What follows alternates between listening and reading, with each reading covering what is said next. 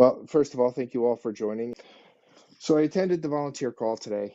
Um, I'll tell you in the beginning, I was getting a little frustrated because I kind of felt, well, one, I'll give Charles this. I think he was nervous when he definitely jumped into a hornet's nest, knowing that there's volunteers and supporters that are unhappy with the whole Israel-Palestine issue, and he wanted to give his perspective and his thoughts on why he still supports Bobby, even though he has his disagreements with Bobby, which I appreciate. But I also knew that I probably weren't going to get anything really tremendously important in terms of Bobby's position in this conversation. But it was still valuable time spent.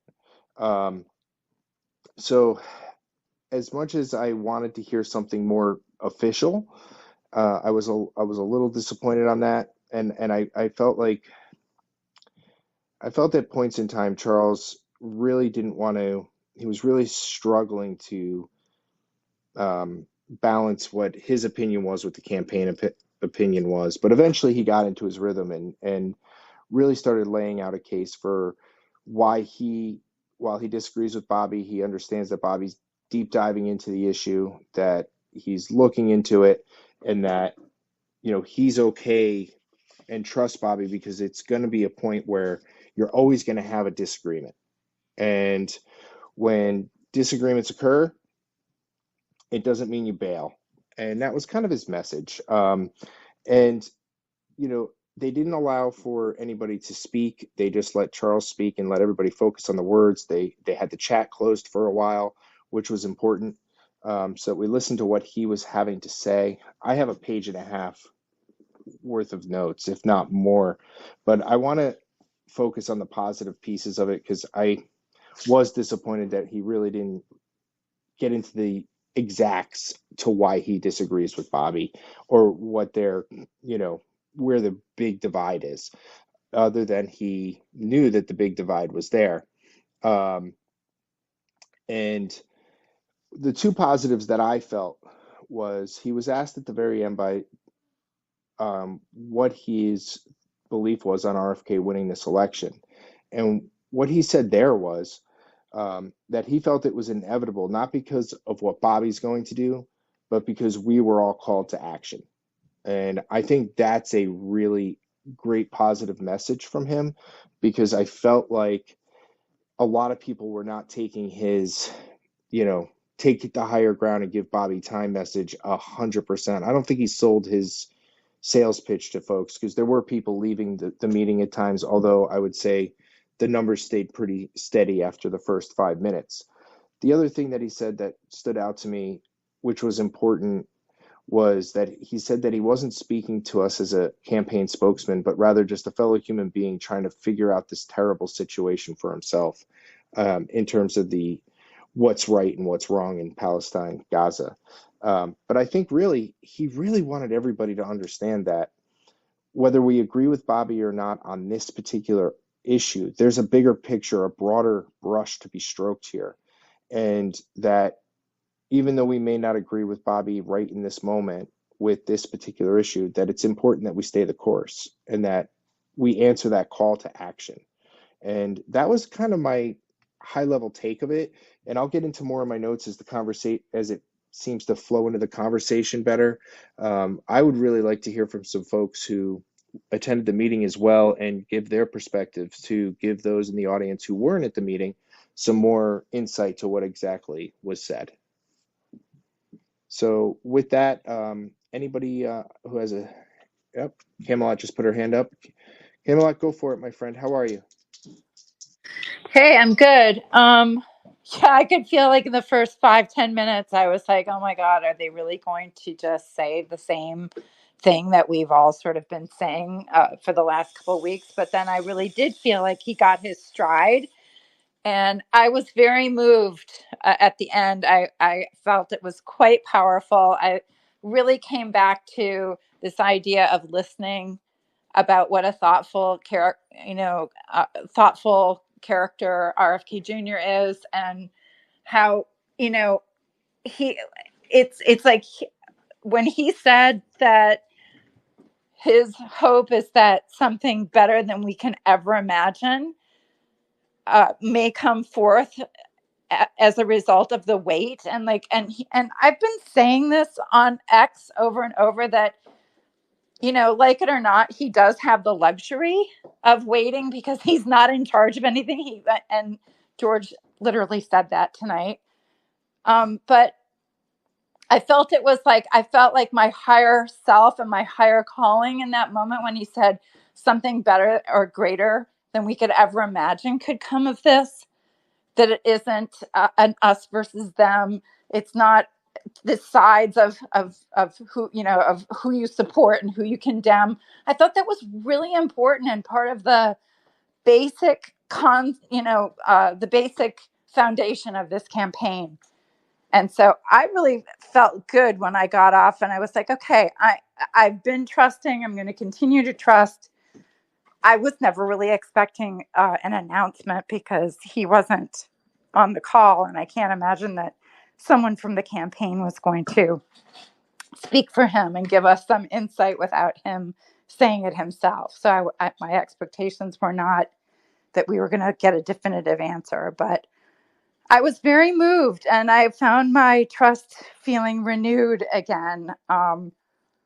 Just to be patient. And, on the other side, I can say from my other side, I just feel like this is our peace candidate. And it kind of also is like, I wish I understood the nuance a little bit better, but I'm still going to be patient. So I'm sorry, I'm kind of rambling, but that's what I took away with it. No, it's fantastic because you reminded me of something with that when what Charles said about he was talking in reference to Bobby and about taking sides and what he said about taking sides was when you take sides, you're always leaving someone out or something out. So taking sides immediately isn't always the right course of action. And you need to understand the complexities of what it is you're trying to take a side on or take a position on. And so I think that's why the more closing remark, I think that's what helped the closing remarks hit home was that piece for me was that, oh, okay, we're trying to see more than one side of the story. That's reassuring because that tells me that he's still picking it apart. And so I'll just fall back to what he said when he declared his independence, which is super important, which is I had it wrong on the border.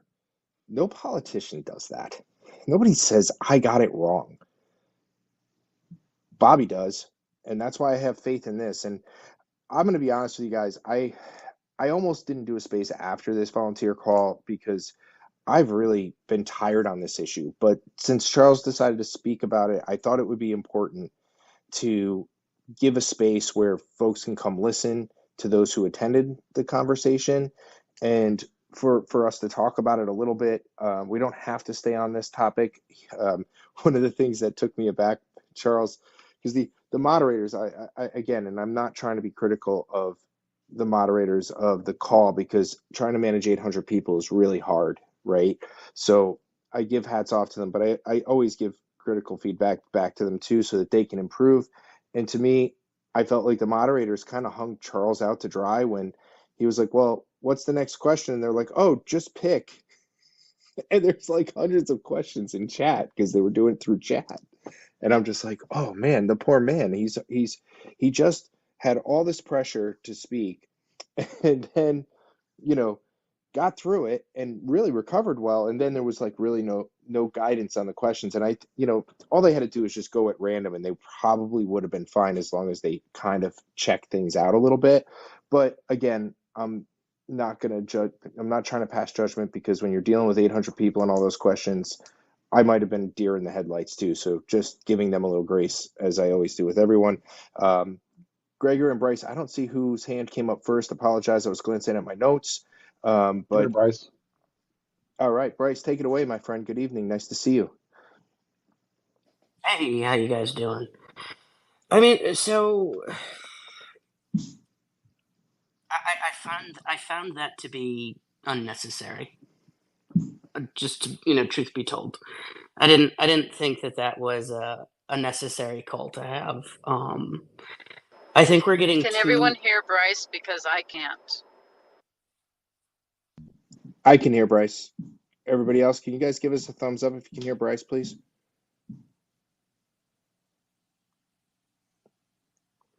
Yeah, I was just going to say, Robin, why don't you drop down and we'll go from there. Bryce, go ahead. Sorry. Yeah, so I just think it was unnecessary. I didn't think he had to keep it about the Gaza situation.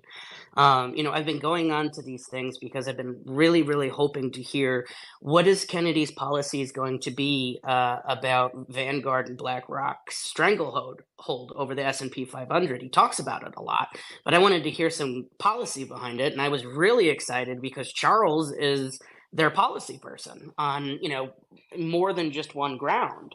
So I think when Gaza comes into the room, it just sucks everything out. And I really, really, really want to hear more on what is his policies going to do for the poor? What is his policies going to do for infrastructure? What is his policies about, Vanguard and BlackRock, and how are you going to deal with reining in Wall Street?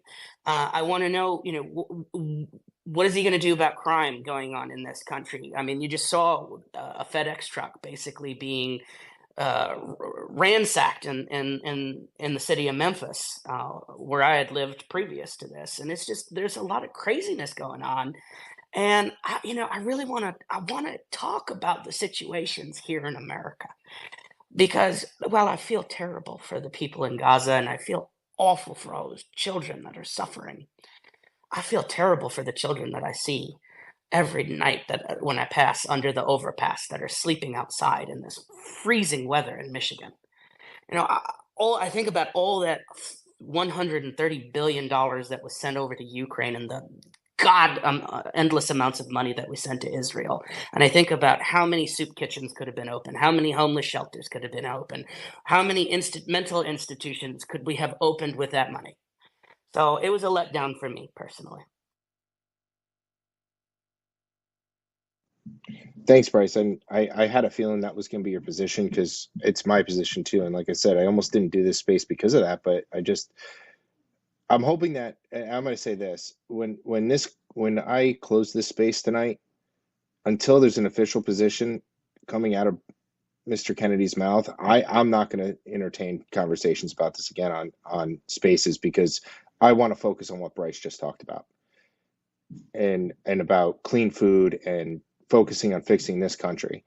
So I'll just put that 2 cents in there. But for right now, let's have this conversation and talk about what we heard tonight. And and if you are listening and you didn't get to attend the call, that's cool. You can still ask for a mic and talk to us, ask questions, or put your commentary in.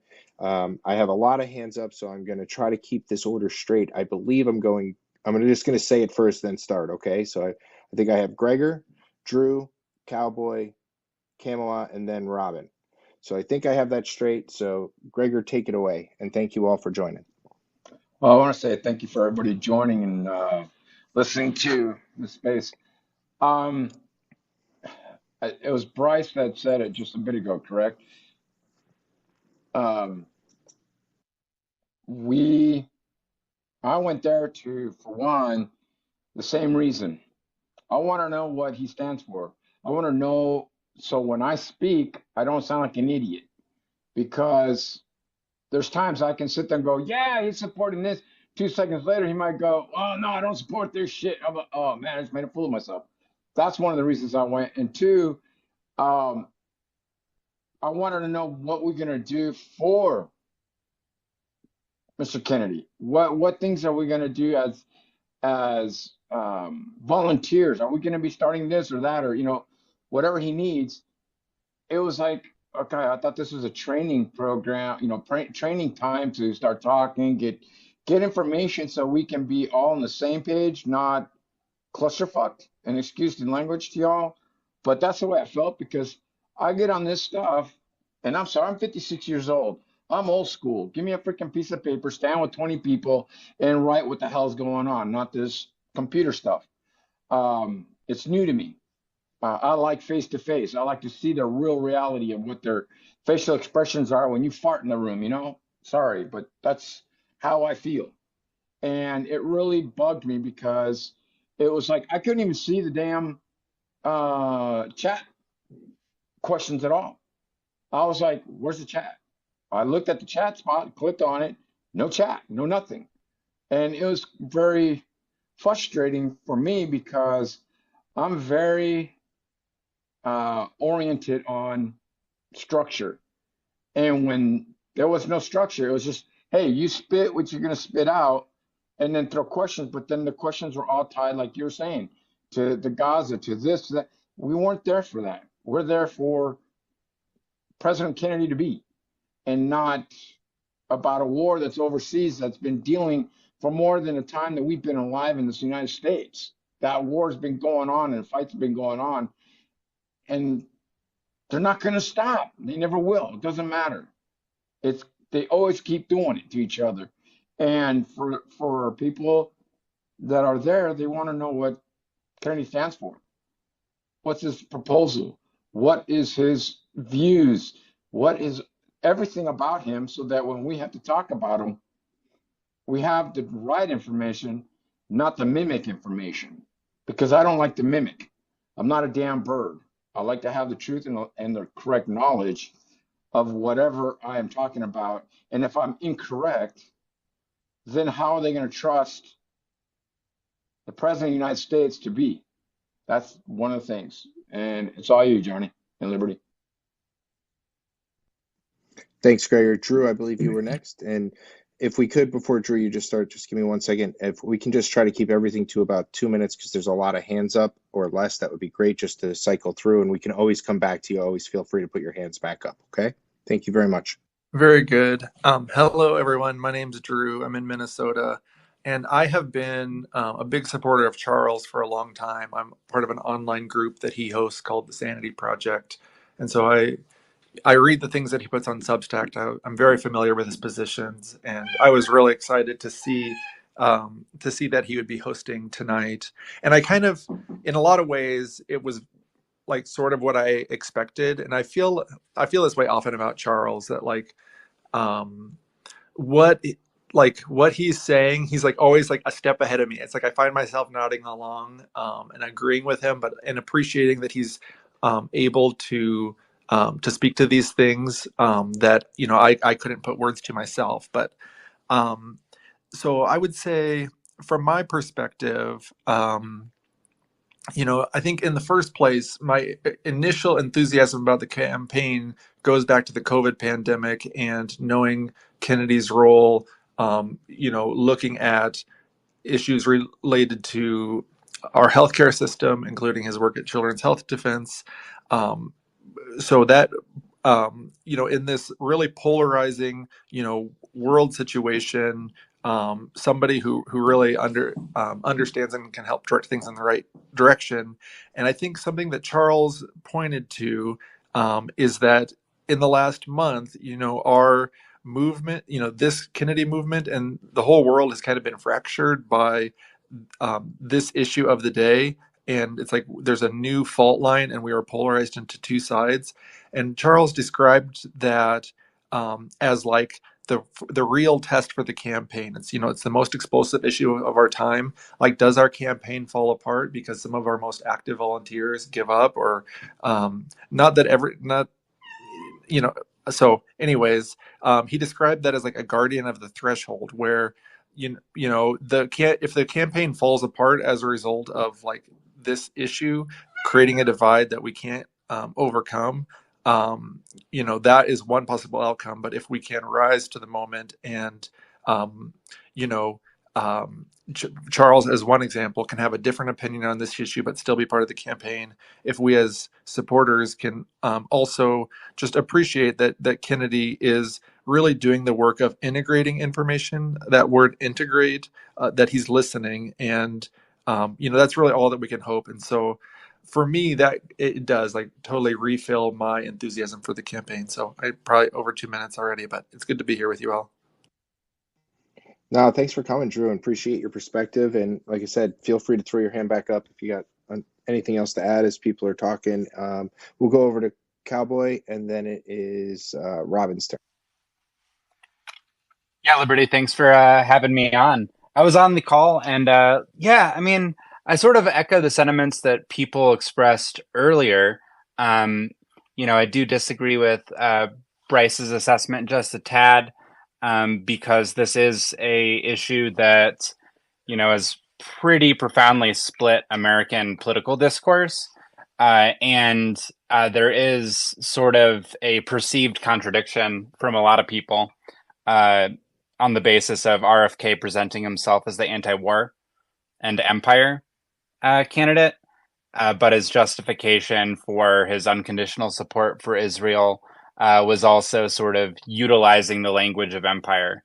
That's not to say that I completely disagree with it, but that's just a perspective that I've seen expressed from other people. So I think it was helpful for Charles to come out and communicate that uh, Bobby isn't just a rigid ideologue on this issue, and that there's room to grow in his perspective. Uh, that being said, I think that pretty much everyone wants Bobby to crucify himself for one side or the other, which, is extremely difficult at this point. To come out and denounce Israel would be political suicide. So I would have liked to hear a little bit more on that note, just the political calculus, instead of just the philosophical calculus of it all. Because I think that there is a really great opportunity if Bobby can just incorporate or communicate his position a little bit more better, or a little bit better, and with a little bit more nuance on a platform that supports that type of deep dive. I'd be really stoked for that, because there's a lot of ways to tackle this issue that isn't just saying Israel is a settler colonial state and it's committing genocide and Hamas is great, quote unquote, or saying that Israel is completely justified in every action it takes because it's self-defense. So yeah, that's pretty much it. Yeah, I think that Bobby communicating a little bit along the lines, or, if Charles had communicated a little bit more just about the geopolitical issues around it, the fact that Iran, Jordan, Lebanon, Syria, Saudi Arabia all have different interests in this conflict, and it's a mess waiting to happen, that would have been great. So to respond to Bryce a little bit, this could involve Americans and poor Americans very quickly if shit gets out of hand. So I think it was helpful for Homeboy to come on and talk about that. Thanks, y'all, for letting me speak. I'll mute again. Thanks, Cowboy. Appreciate it. I'm going to go over to Robin, and then it is, I think, Jay, Camelot, and Bryce. Robin, I just want to check in with Bryce to make sure he doesn't want to address Cowboy real quick, just real fast, if you don't mind.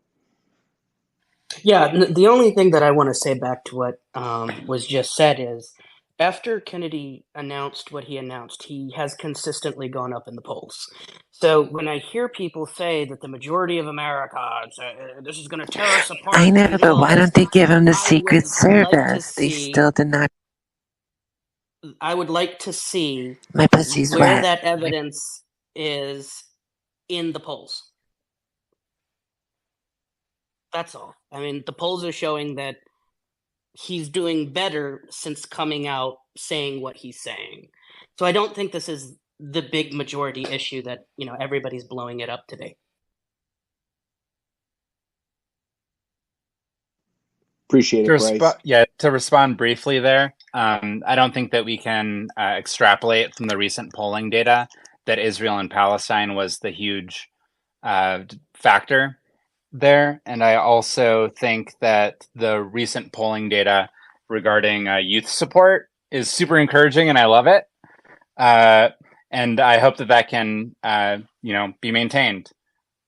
Also, yeah, no hard feelings, Bryce. I was just disagreeing. So no, you can disagree, man. It's all good. No, and you know what? That brings up a great point that, something that we do here, Cowboy, is when we disagree here, it's always civil and respectful. It's not a don't apologize for your position. It's okay. We welcome disagreement and exchange of ideas here, 100%. We might get snarky every little bit, and then we'll pull each other back and help each other out because some certain issues are going to be emotional. That we all accept that here, but the most important thing here is that we welcome everybody here. We welcome you on stage. As long as everybody's civil and works together to have a good conversation, that's what it's all about. So please don't ever hesitate to throw your ideas out there. I think Robin might have slipped the mic. So we'll go to Jay, Camelot, and then Sophia.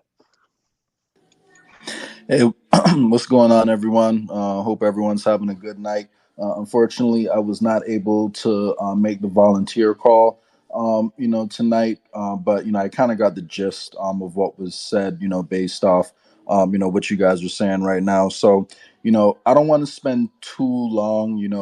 I don't want to really spend too much time on the topic itself. If anyone's been in a space with me before and heard me discuss this issue, I do think that Israel does bear a lot of the ultimate responsibility for this situation, even though, I strongly condemn what Hamas did. Those terror attacks are vicious, brutal, and, terrible. But I do think, in order to solve the situation, Israel does need to budge a little bit and be a little bit more of a good faith negotiator. But outside of that, in terms of, how this is affecting the campaign itself. Even though I feel very strongly about it, you can actually go to my page right now, and you'll see it's probably over my posts or posts about RFK, Palestine, and then other stuff in between. So it is taking up a lot of my time right now, keeping up with the situation, and um, I actually just don't like. I know this is going to be controversial here, so I don't mean to anger anyone. But I personally just don't think it's possible for a president to, win that office unless they take the position that Bobby is taking right now. Because Israel killed their own prime minister in the 1990s for negotiating peace. There are ways you can, link Zionism to, the death of his uncle. I haven't heard as much about what happened with his father, but there's also a coincidence with his first cousin JFK Jr., who had some positive or some coverage that was a little bit critical of Israel in his magazine George before he died. So all these things are things that should be taken into consideration, and just looking at how Bobby was not afraid to take on big pharma in a way that got him literally banned from everywhere. I do trust his judgment, in speaking, the truth when assuming he's able to. But, the truth is, I'm not running for president. I can share my opinion. Bobby is running for president. If he wants to, make it to the office and not get blocked or, stopped in any other fashion, I do think he has to take into account, reality. And to be honest with you, the fact that only four members or a few members of Congress have, stood up for Palestine. And now, I saw, I think it was like yesterday, APAC is dedicating like $100 million to, make sure none of them get reelected. It so much antagonism would come from him in the political field, and he's already, dealing with being called a conspiracy theorist. So what I'm really doing is I'm giving him grace, even though I strongly disagree with him on this topic. I'm not running for president. He is. So I'm kind of just, hoping that, when he gets into office, that he governs in a way that de-escalates the situation. And just given, his family history and what I've seen from him, I do feel like, his heart is in the right place. So just kind of trusting him and, hoping that, once he gets there, the policies is going to be better. But I'm not really, holding my breath on too much of a change, but because I was really hurt, I'll be honest, when he first started talking about it, because it didn't seem like there was any nuance in his position. And the fact that, you know, I've seen how he approaches every issue, and he does his best to look at both sides. And in my opinion, as he's been speaking about the Palestine and Israel issue, I haven't gotten the feeling that he's taken an in-depth look at the Palestinian side. And I just think that's because in order to win the office, this is what he has to say on this one issue. So, you know, I have faced pushback from some of my friends who think, you know, I should not be supporting Kennedy because of that. However, I'm not going to, you know, change my opinion because, like Bryce mentioned, there are, you know, more issues, and at the end of the day, I think he's the best on a lot of these issues at home. And if we just focus our attention on these issues at home and stop meddling overseas overall, then that issue, I think, you know, would sort itself out. But, you know, long story short, uh, I'm just, you know, realizing, you know, we can't really afford to be one issue voters. And if there's an issue you're that passionate about, you can support Kennedy, disagree with him, and still be passionate about that issue. There should be room for you to have your own opinion, advocate for what you truly believe, and then do that. The only thing I can say, and then I'm gonna, you know, cede the floor, is I really hope that you know, he's careful in, you know, who he speaks to about this issue, because Bill Ackman, you know, it did feel to me like Bill Ackman was looking to censor people on college campuses for expressing their opinion. And this phrase, I'm sorry, I know I'm going to end it right after this. This phrase, from the river to the sea, actually originally came from Netanyahu's party. So that was in the Likud charter when they were originally created back in the 1960s. They said they wanted Israel to be a Jewish state from the river to the sea. So I don't think it's fair to say that anyone who says free Palestine from the river to the sea is calling for a genocide and is trying to intimidate people. And, you know, given how, you know, strong Kennedy has been on free speech, I would really hope that he's very careful about how he approaches that topic, because I think there's room for him to still maintain the position he has while allowing people to have honest discourse about it. And sorry for, you know, speaking a little long, but that's my thoughts on it.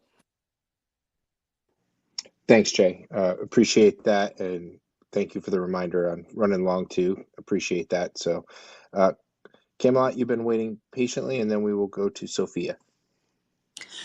Yeah, wow, there's just like a lot of really interesting stuff going on in the conversation. And I just feel like so many points are so right on and valid and good. And Jay, I'm just like sort of lost my train of thought. What you were talking about at the end wasn't, I'll have to come back to that. I've kind of lost my train of thought, but there's just so many things to like comment on this. Bryce, I thought you were like amazing. I think you're spot on, while also validating the other things that were said. I actually feel like if he was able to really lead right now when there's so much noise overseas in so many ways, if he could really lead domestically with some really insightful, creative, you know, empowering, you know, lay out some really good stuff for our country. I mean, I think it would be just such a, like, it would be such a relief. So I really heard that 100%. And I agree with you. And I'm going to really be working on that as I'm talking to people. In terms of like the wait and the being patient, and, you know, he's still putting his thing down. I'm really, after hearing the call, and especially Jay's talk today, I have the feeling like whatever he's going to put out has to be very carefully vetted. Like, he has to have attorneys that look at it, and, you know, he has to be so careful to, you know, ride that fine line between conspiracy and putting himself in harm's way. And, you know, not, I just think that on top of that, the mainstream media or any group that wants to oppose him is going to look at him and twist whatever he says as being extremely pro-Israel. But I have not heard that from him. And I know that he is going to try to work towards something more peaceful. I am trusting that in him. I think that came through in the call tonight too. But this being quiet, it has been very, very, very difficult for all of us. All of us. I mean, it was devastating right after he announced that pull that we all felt with the statement. But I think I'm going with grace and trust. That's where I am. So I really appreciate all of your thoughts so much. It really helps. No, and thank you. I think, absolutely right. Just a little bit of grace, and because you know what you said, it's difficult for all of us, no matter our own personal opinion on the situation. So, um, how we deal with it is not the way it should impact our entire perspective on a presidential candidacy. We need to look big picture. Sophia, thank you for joining us and welcome to the stage. What do you have for us tonight? Thank you. Thank you very much for having me. Well, I've worked on the campaign actively. I've worked outside of the campaign, which is what I'm doing now. My team and I have built right now the strongest following on Facebook, and we're really diligently working on keeping that community peaceful and just productive, just focused on Bobby's content. But we have noticed that everything has been overshadowed by what's happening in Israel and Palestine. One thing that is remarkable is that Bobby has attracted such a truthful thinking, let's say, community, people who love to deep dive and research and know and understand and are open to talking about controversial topics. And so many experts have come to the table. And so I don't believe that we can just stay domestic, because America is the country, the number one country in the world that has interfered with almost every country in the world. We're responsible for what we do. I don't think it's responsible to keep on thinking as if we hadn't and as if we still aren't. I don't think that's okay. For me personally, I am taking a completely different view on things at this point, where I've come to believe that when it comes to the campaign and Bobby, it just so happens that when what he's said and what I believe for my life aligns. So that's why I think he's such a good fit, because he aligns with what I already believe. And I think that's the case probably for all of us. If I don't agree with everything he says, that's okay for me too. But the thing is, I can't trust him fully. I don't know what he's thinking. I don't know. He could be compromised the day after tomorrow if his family's threatened. I don't know if that happens. What does that mean for me? How do I need to carry myself and understand what is my truth and lead myself? And I think we all have the responsibility to find the truth for us and lead by example. And we need to earn our country back the same way Bobby's earning his position for whatever that may be, because we have a lot of things to fix, including the whole voting system. I mean, there's everything to fix. So I think it's a very difficult position he is. But one thing that I find the most disconcerting right now and is frustrating me beyond measure is, why is he not speaking? The void that he is opening because of that is very difficult for me to understand, because his supporters are us. He's not the big corporate guy. He doesn't go after big companies, big tech, et cetera, et cetera. He's fighting them. He has an open, I think he's fighting Google right now. So it's us. Why is he not speaking? And that's what disturbed me this evening in the Zoom call, is why is he not speaking? And so I understand all opinions. I'm keeping a lot of opinions for myself right now, because for me, it's important that the community stay healthy and focused on what he's bringing forth. I want to believe what he's doing, and I trust that he's super intelligent and that he's going to find his path. I do know what he's up against. So we need to keep on really being diligent and doing our research and seeking for what's true for ourselves. And he just has to do the same thing. And I think that's where we're headed. We can't, at this point, it seems like everything is falling apart and things will come back together the way they are. But the question is, where are we at that point and where is he? And we just have to see how that all plays out. Anyway, that was a long spiel, but thank you. Sophia, you did fine. I'm glad to hear that you're out there doing something on Facebook and creating a civil conversation out there. I think that's fantastic. That's exactly what we're doing here. So welcome to our stage. Welcome to this group. Thank you. And please help us connect with the folks that are out there that maybe aren't on X, because the whole purpose of why we're doing these spaces is to grow the RFK Jr. community and to exchange our thoughts and reconcile these things and help us keep together this great coalition of independent voices that has just simply had enough, because we know things are wrong. We're not going to agree on everything, and there's no such thing as a perfect candidate. Well, But what please we share do, any. Oh, sorry. no, it's okay. I was just going to say is what we do agree on is we all want everyone to live their best life. And that's what I heard from you tonight. So thank you for sharing. And go ahead. What did Yes, you want yes. to add? Please just share any. Please send me a message. Like share any links you'd like me to or us to share on Facebook, and we'll gladly, because that's what we're doing. We're sharing everything where we want the community to grow and get stronger and not lose hope and trust. We've lost enough of that. So thank you. No, you're welcome. Thank you. I threw you a follow. I'll send you a DM. Please follow all the co-hosts up here. They are ardent RFK Jr. supporters, along with everybody in this audience that I see. That we have a great audience tonight, and thank you all so much for coming tonight. Please do me a favor if you go into the comment section and retweet and post about this space so that we can get more folks into the audience and ask more people to come up. That would be fantastic, because this is exactly what we want to do, is make connections like that. Just like I haven't spoken with Sophia before, so I'm really happy that she came on stage and shared her perspective and told us about what she's doing on Facebook. That's exactly what we want to do. Gregor, I'm going to go to you, and then we'll go to Johnny. I'll let Johnny go first, man. Cool, man. Love when you guys yield the floor. Johnny, you're up, brother.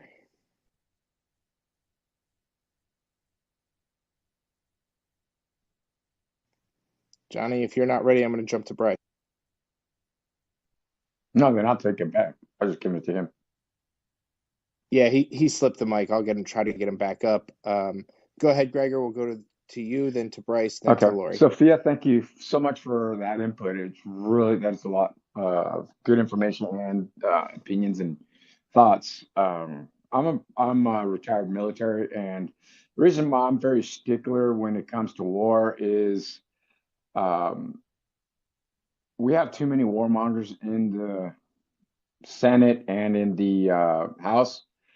And every time there's a war on the other side of this world, we always end up sending our men and women to go fight over there. For what reason?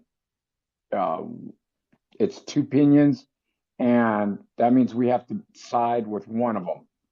And that's not a good thing to do, because they both have situations and they both have the right answers and they both have the wrong answers. But killing innocent people is not something that I agree on. But when I listen to Kennedy's words, it really makes me think twice about my aggressions of thought, because as I am a military person, it's kill or be killed. And that's what I've always learned. And I'm trying to become more sympathetic to it and not go, hey, let's kill you first and then I'll ask questions.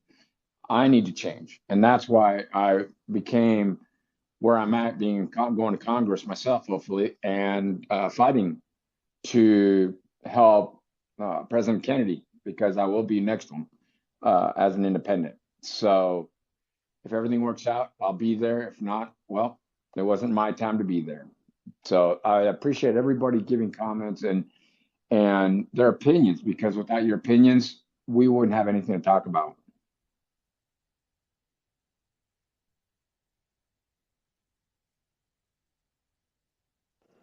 Thanks, Gregor. Bryce, you're up, and then we'll go to Lori.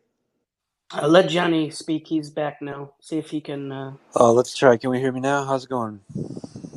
There we go, Five All by baby. five, right. buddy. Thanks, Brace. Yeah, I just was wanted to respond there to what the sister was sharing there about, why doesn't he speak? And I just think, it's just such a thorny issue. I see people just saying, free Palestine, and then they get called anti-Semites. And, it's just like, wow, it's such an explosive issue, such a divisive issue. And, like you said, you really got to thread the needle on really trying to just say the exact words on it. But I wanted to say, that's I was talking to a friend about reaching people for Bobby on Facebook earlier today, and I started a little group in Palm Beach County for Bobby, and it's been a way to actually been connecting with people that way pretty quickly. And yeah, I just had an event today, and then as I was just wrapping up the event, Liberty texted me about getting together for space, so that was great time in there. But yeah, getting these live events going, getting in our communities and getting the word out. I think that's Facebook is really great for these little groups like that. And so, one of the guys there, I met the guy Ross, is working with the Super PAC for the American Values, and he's kind of going all around, just bringing swag and yard signs. He had a lot of buttons. I got a bunch of buttons on my book bag. I was wondering how I could get that looking cool for Bobby, and buttons. That's just so great. Just put a button on your shirt every day. You don't got to have a Bobby shirt for every day. You just got a button you put on every day. So that's pretty cool. Put it on a hat. I think having gear like that on and really just being able to share about them personally and have a little conversation starter, I think that can be really powerful for reaching people.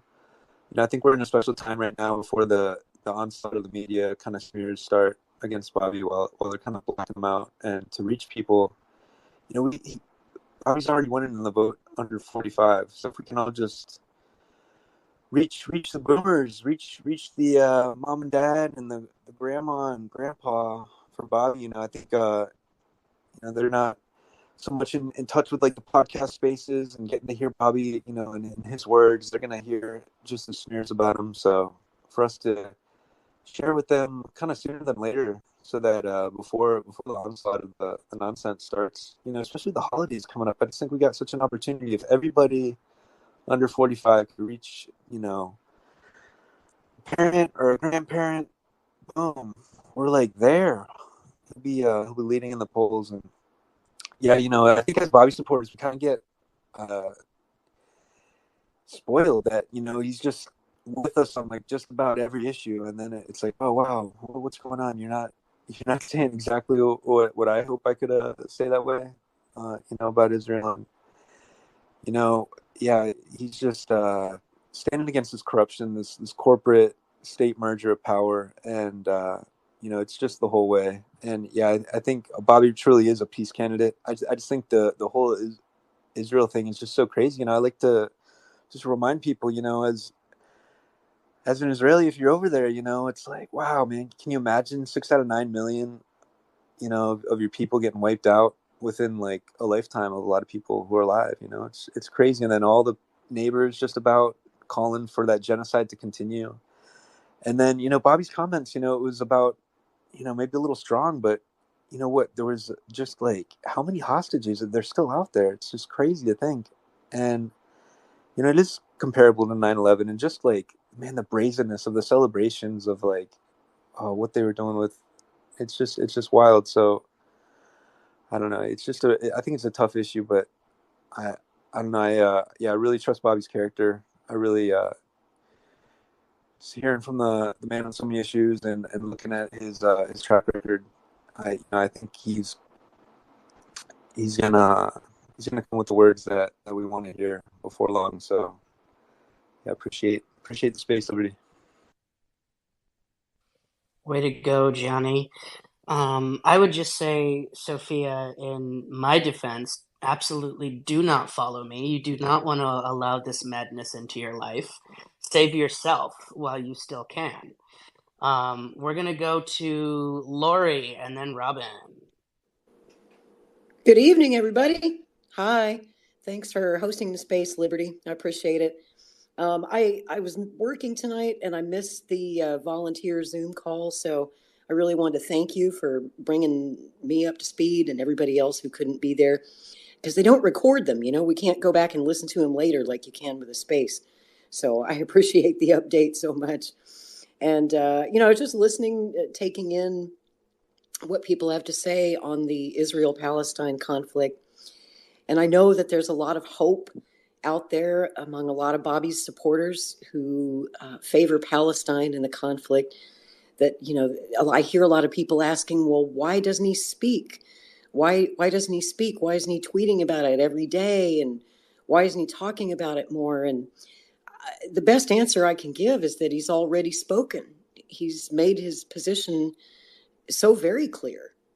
He made his position clear back in the spring when he was asked by Craig Pasta-Jardula his position on Israel and Palestine. You might remember the whole dust up over that Roger Waters tweet that he deleted, and that's what kind of started the conversation back then.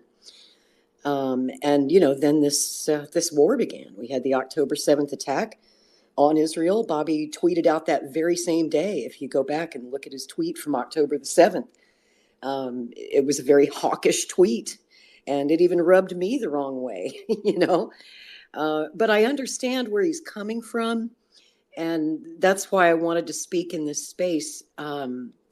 Just as a Kennedy historian who studied this family for more than 40 years, studied the presidency of Jack Kennedy, studied his foreign policy, his policy towards Israel. There's a lot of misunderstanding of where the Kennedys have always stood, which is firmly in the camp of Israel. John F. Kennedy said in 1960 that, support for Israel wasn't just a personal policy, it was a matter of national policy, and that is true. It has been the official policy of the United States since 1948, and we've never wavered on that. That's not to say that it can't change at some point in the future, but when you look at the polls, the opinion polls, poll after poll shows that the majority of the American people strongly support Israel in this current conflict. I know that's not what a lot of you want to hear, and I'm sorry, but it's just reality. And I wrote a long thread about the Kennedy family's history and Israel, and I pinned it to the nest here at the top of this space. I hope that you guys will find some time to go read that, to look at the supporting documents that I linked and watch the videos that are attached to that thread. It's a long thread, but it really does explain the whole history and why the Kennedy family supports Israel so strongly. If I could, just a couple of quick points on that.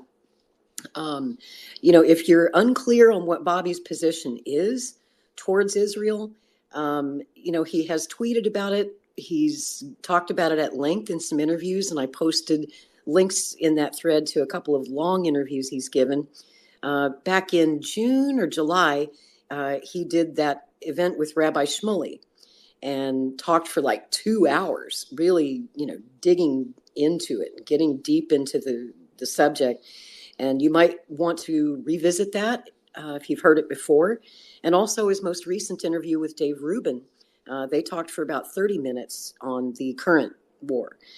I would just tell you guys from my own experience with Bobby, I know a lot of you are hoping he will change his position. But as someone said earlier in the space, if he flipped and just, said, I used to support Israel, but now I support Palestine, I'm afraid that it would be political suicide, as someone else put it. You really can't get elected president of the United States with a pro-Palestine position.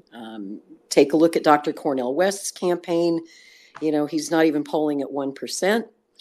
And his support for Palestine is part of the reason why. It's just not a position that is supported by the majority of the American people. And, elections are a game of math. He has to go with the majority. But I will say, knowing Bobby somewhat and his foreign policy, he is a man of peace.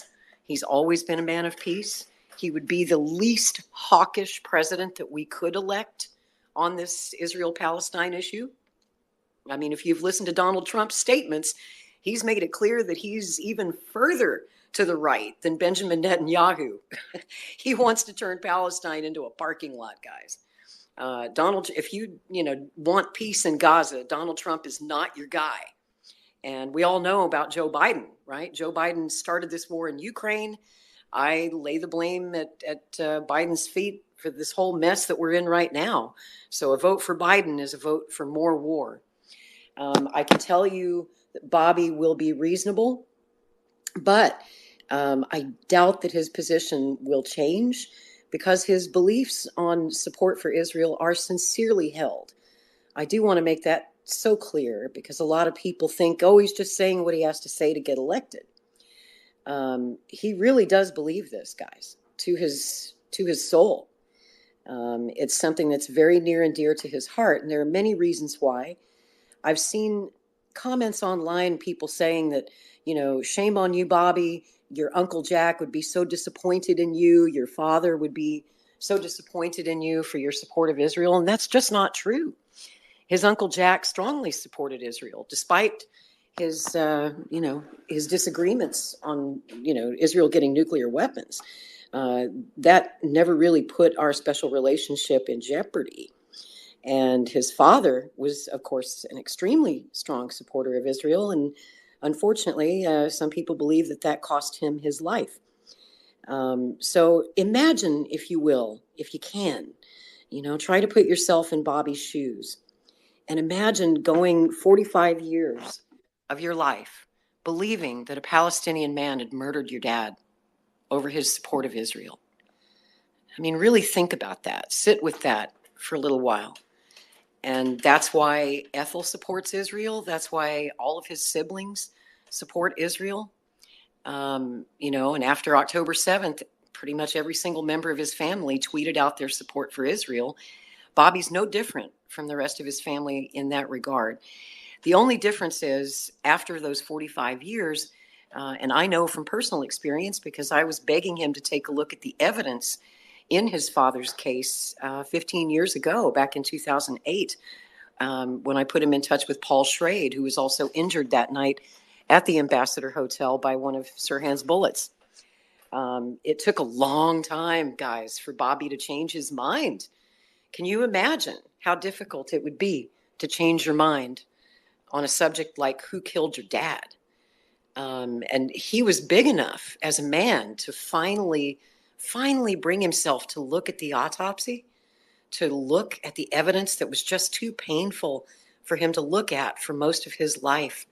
And it wasn't until he was in his 50s that he brought himself to look at it, to talk to Paul Schrade, to listen, to hear him out. And I know that Bobby is listening to all of you. I know he hears you. And, maybe someday your argument will persuade him. But please don't be surprised if it takes him a long time to change his mind, or if he doesn't change his mind at all. I mean, I'm Irish and stubborn. He's Irish and stubborn. And, once we pick out our position, we tend to build a fort and just kind of, dig in. And his position on Israel is very firm. It's very clear. And I honestly don't see it changing unless circumstances in the war should change or the death toll becomes so unbearable that he, and there's nothing he can do about it anyway until he's elected president. So there's still time to try and persuade him.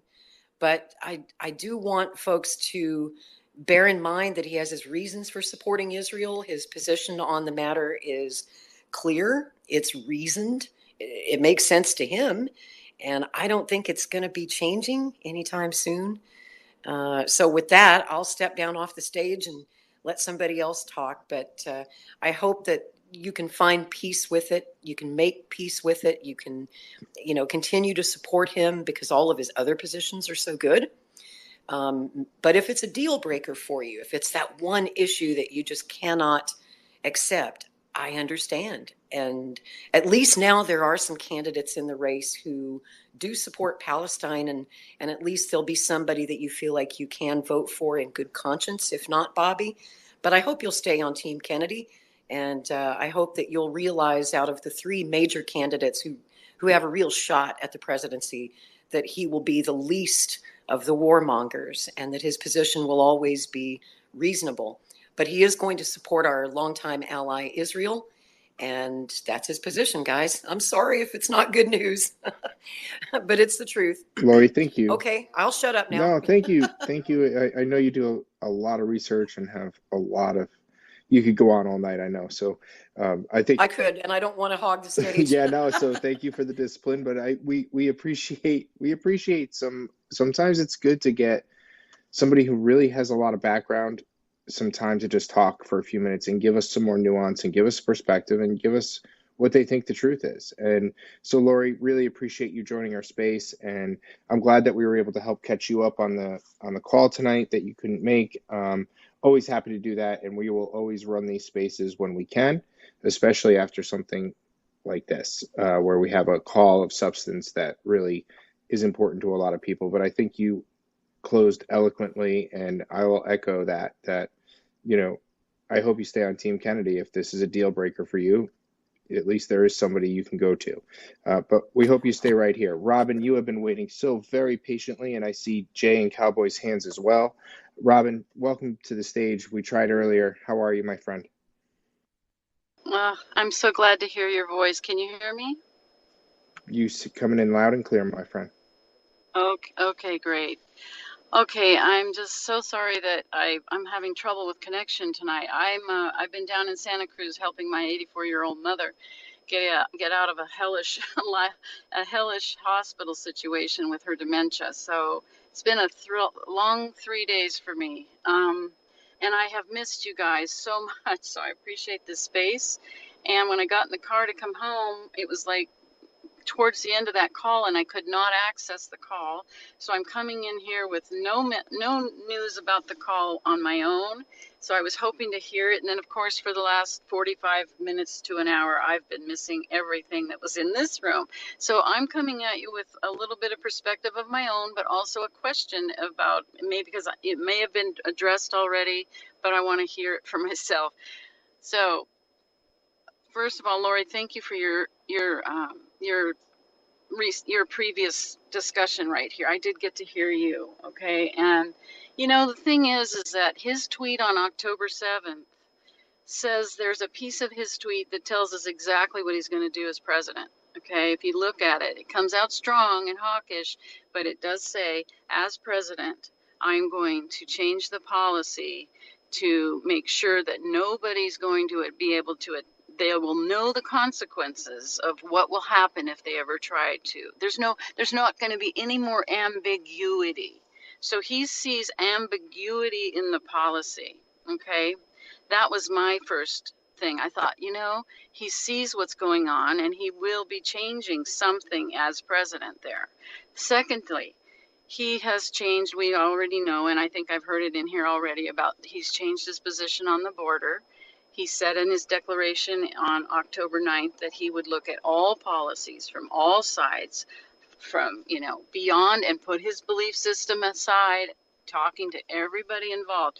I believe truly in my heart of hearts that he's doing that as he campaigns. He's doing presidential work right now as he campaigns. That's my belief, okay?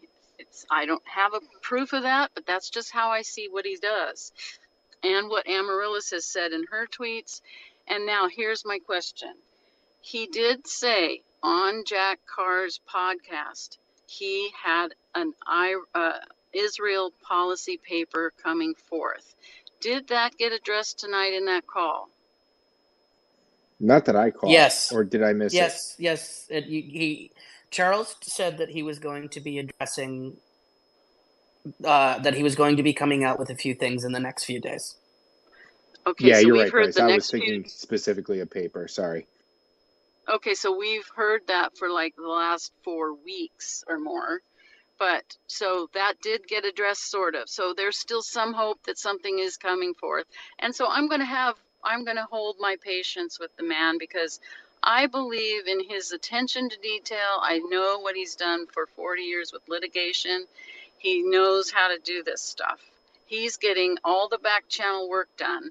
He's probably been talking to a lot of different people in the background, and he's coming forth with what his best best position is at this point.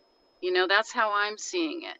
So I'm going to wait on that. I'm not ever going to go away from Kennedy. I will vote Kennedy, even though I'm, you know, this whole X thing where he hasn't said it, but everybody wants him to say.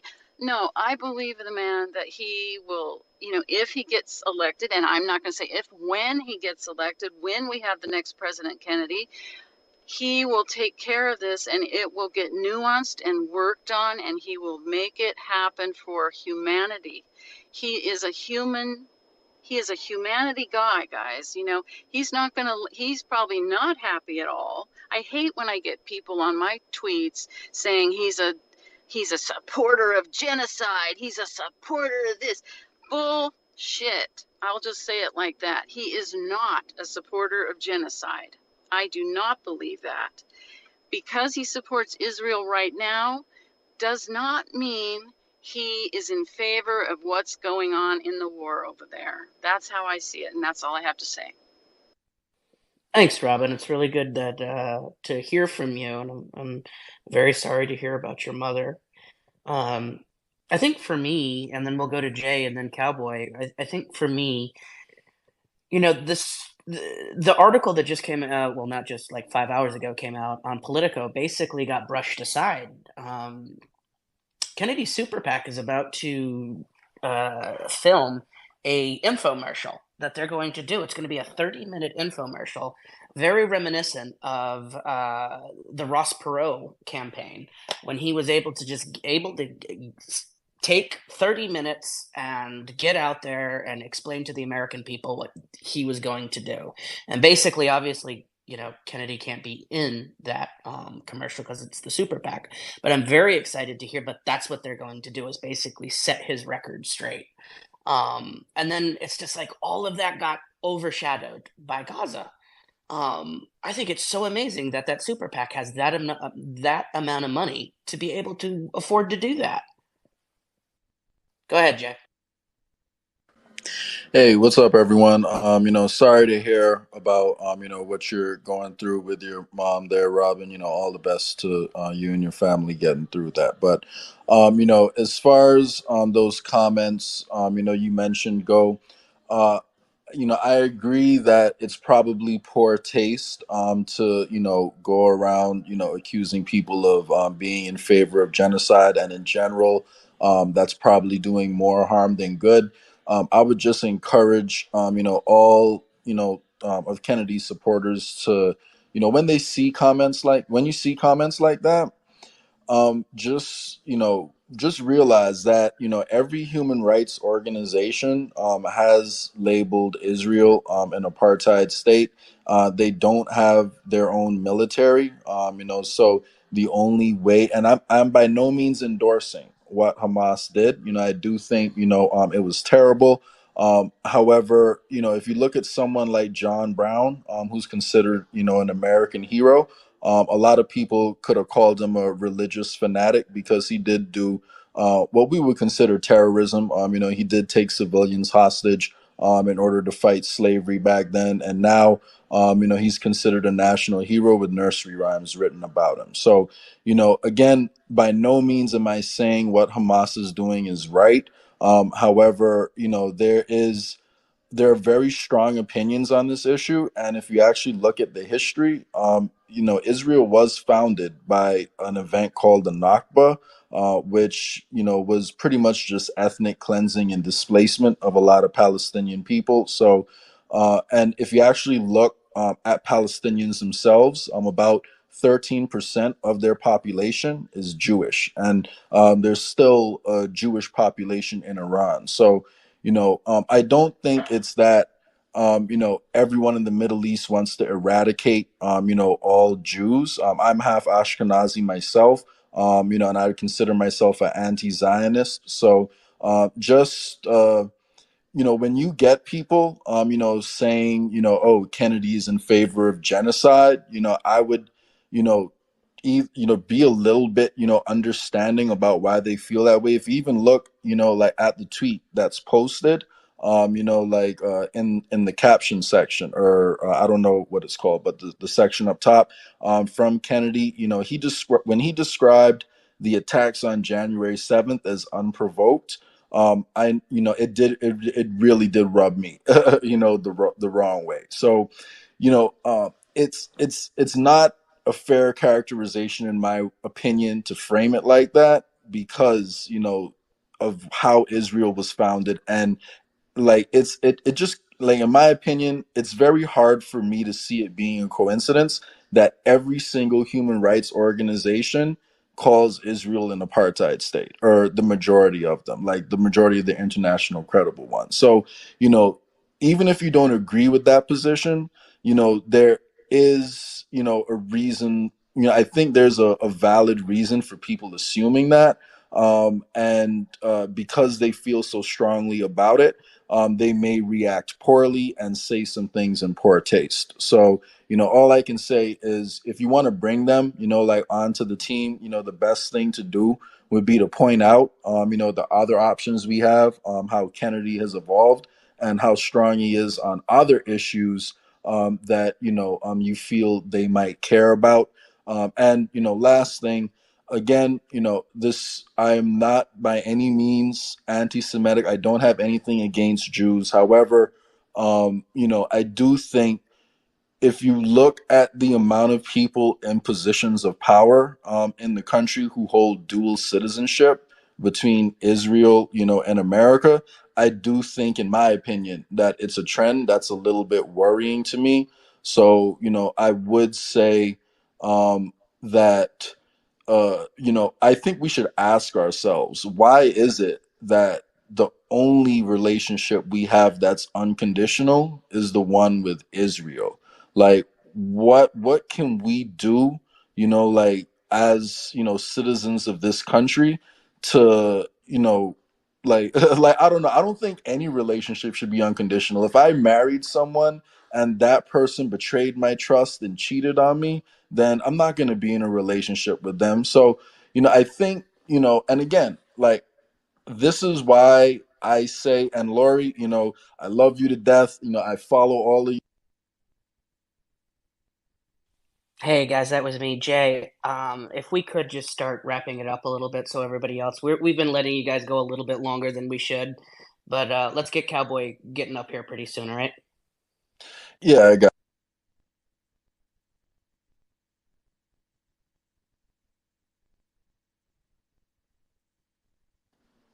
Yeah, I got you. Sorry about that. So yeah, long story short, Lori, I understand why you think it's a deeply held issue. The only other thing, I would say to that is, if the Kennedy family is in these circles and they understand the political reality that, you cannot be against Israel and, have a political office, or, if you're against Israel, it could make your life harder. I don't know. I don't know if that's something that's influencing, the way that some of them speak about it. My thing is, it's just, there's so many coincidences, in that situation. I think it's worth, all of us taking some time to look into, why is there so many people in positions of power, with Zionist views and who hold dual citizenship. And go ahead, Cowboy.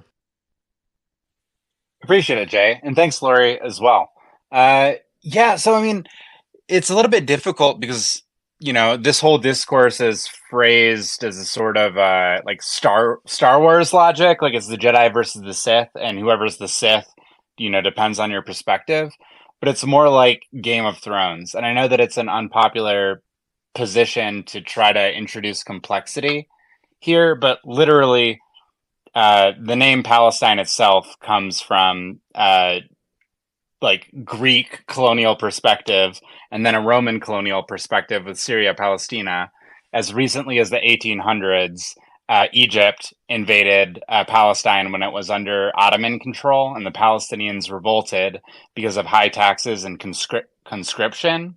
They were basically being drafted. And then Egypt had to retreat, and the Ottomans came back in.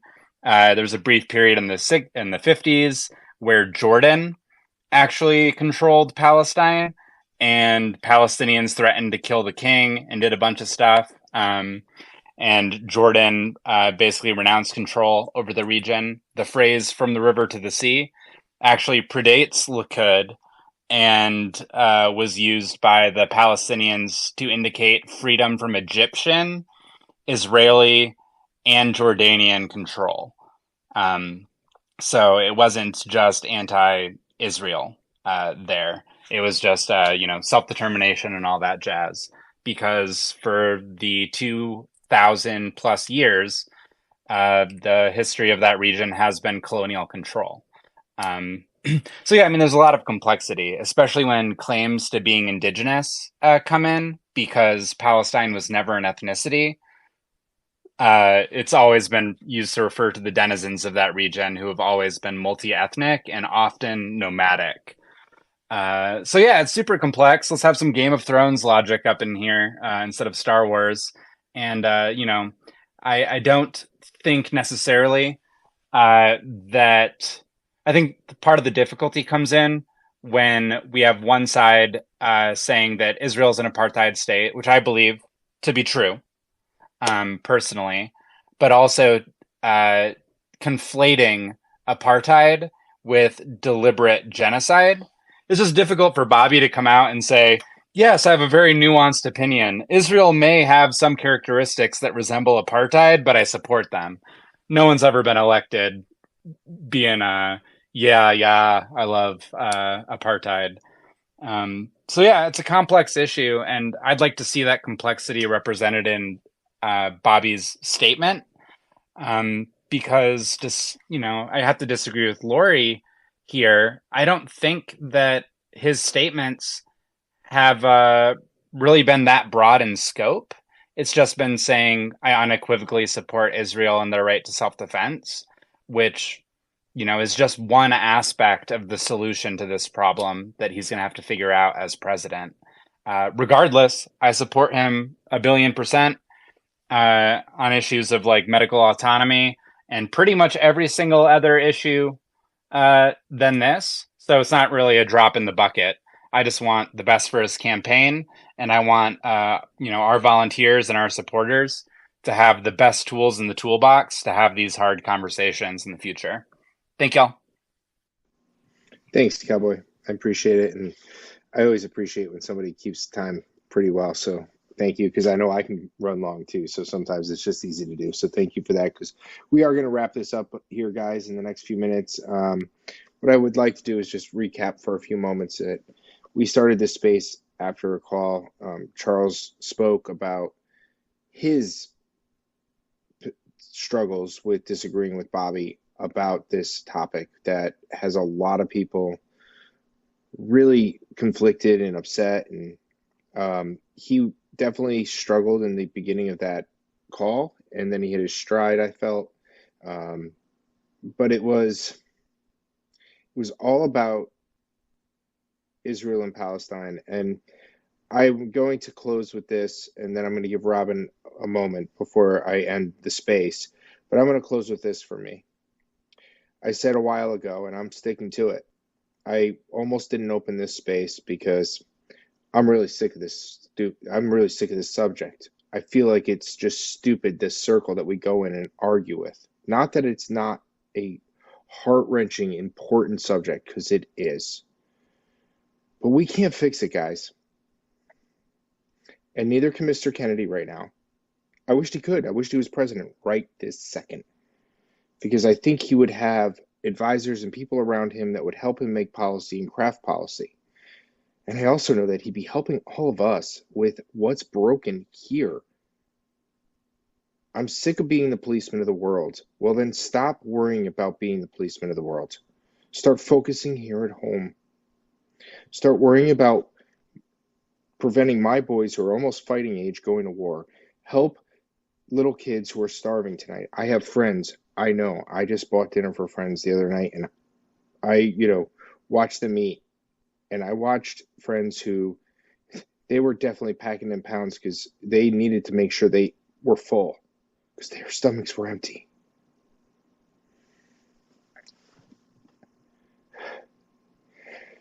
That really upsets me when I see that. And I'm feeding them and their kids, and I'll do it, and I'm going to do it. They're going to come for my Thanksgiving dinner.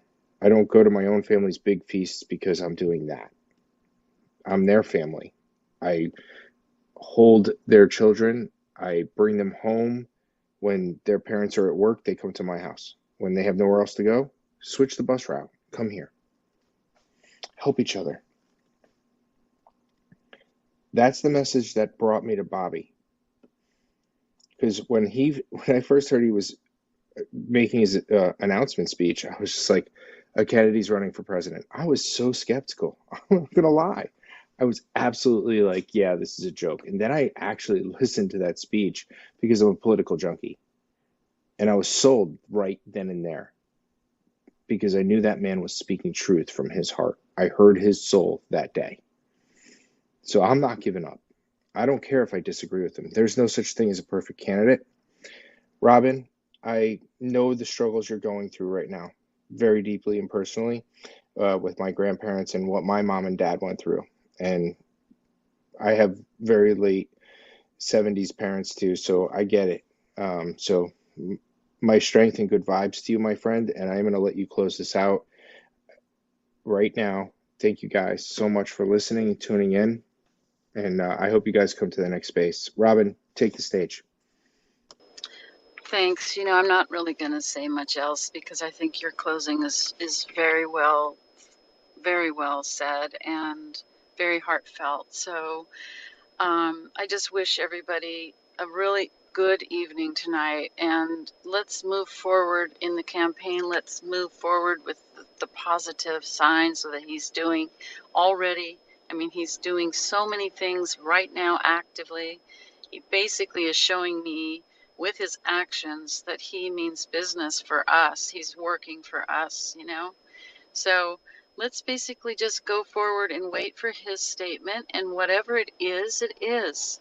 And, I'm not going to agree 100% with that probably, because I feel that this whole war with Israel and that we haven't been able to really speak about it without being called an anti-Semite for however many years, and if we're angry with how much money we give that country all the time, we can't speak about some of these things because it's been sort of taboo. And I just think that the war is awful. Maybe it's part of, this bandage being ripped off your stubbed knee, and now we can talk about it. At least we're talking about it. At least Kennedy's going to look at it. He has been, and I feel really grateful for Charles is around him. Dennis has been around him, and we have Amaryllis, even Amaryllis, ex-CIA, as everybody says. Oh my God, ex-CIA. But she is a peace advocate. She's a peace advocate, everybody. He has good people around him, and I know he wants peace and he wants to use diplomacy, and I'm just going to leave it with that. And thank you for your well wishes. This is really tough for me. This is all brand new to me, and yeah, I'm getting through it. Okay, thanks guys. Good vibes to you, Robin. Thank you so much, everybody.